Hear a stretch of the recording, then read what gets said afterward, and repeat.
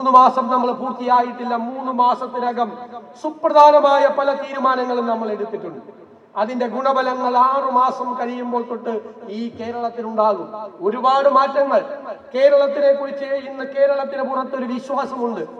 ആ വിശ്വാസം നമ്മൾ കാത്തു സൂക്ഷിക്കും. നമ്മുടെ ലക്ഷ്യം എന്ന് പറയുന്നത് ഈ നാടിന്റെ വികസനവും വരാനിരിക്കുന്ന തലമുറയുടെ സുരക്ഷിതത്വവുമാണ്.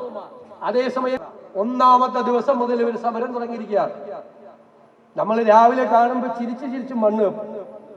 കാരണം 18 മാസത്തെ കുടിശ്ശിക കൊടുക്കാത്ത സർക്കാരിനെതിരായി സമരം. ആദ്യത്തെ ആഴ്ച 18 മാസത്തെ കുടിശ്ശിക വരുത്തിയത് ആരാ? ഞാനാണ്, ഈ സർക്കാരാണ്. കുടിശ്ശിക വരുത്തിയവന്മാര് 18 മാസത്തെ കുടിശ്ശിക വരുത്തിയവന്മാർ സമരം ചെയ്യുക. കുടിശ്ശിക വരുത്തിയതിനെതിരെ ഞാൻ പ്രധാനമന്ത്രിയെ കണ്ടു. ഏത് മുഖ്യമന്ത്രി വന്നാലും പ്രധാനമന്ത്രിയെ പോയി കാണും. പിറ്റേ ദിവസമാണ് പിണറായി വിജയന്റെ വീട് റെയ്ഡ് ചെയ്തത്. അപ്പോൾ ഞാൻ പറഞ്ഞിട്ടാണോ? ഞാൻ പറഞ്ഞു ശരിയാണ്.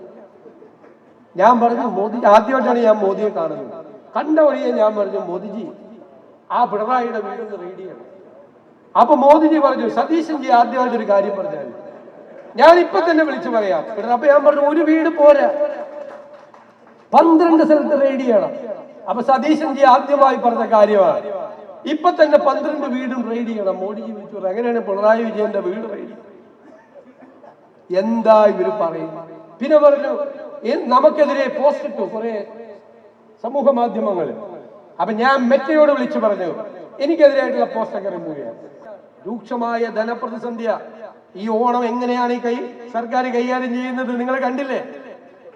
എല്ലാ ആവശ്യങ്ങൾക്കും പണം കൊടുത്ത് ഒരുപാട് പ്രയാസങ്ങളുണ്ട്, ഒരുപാട് ബുദ്ധിമുട്ടുകളുണ്ട്.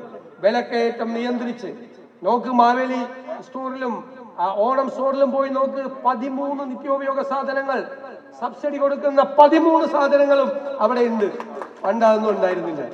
പണ്ട് ഉദ്ഘാടനം ചെയ്യാതെ ആളുകൾ പോയിട്ടുണ്ട്. അത് സബ്സിഡി ഉള്ള സാധനമൊന്നുമില്ല, സോപ്പും ചീപ്പും കണ്ണാടിയാണ് ഓണത്തിന്.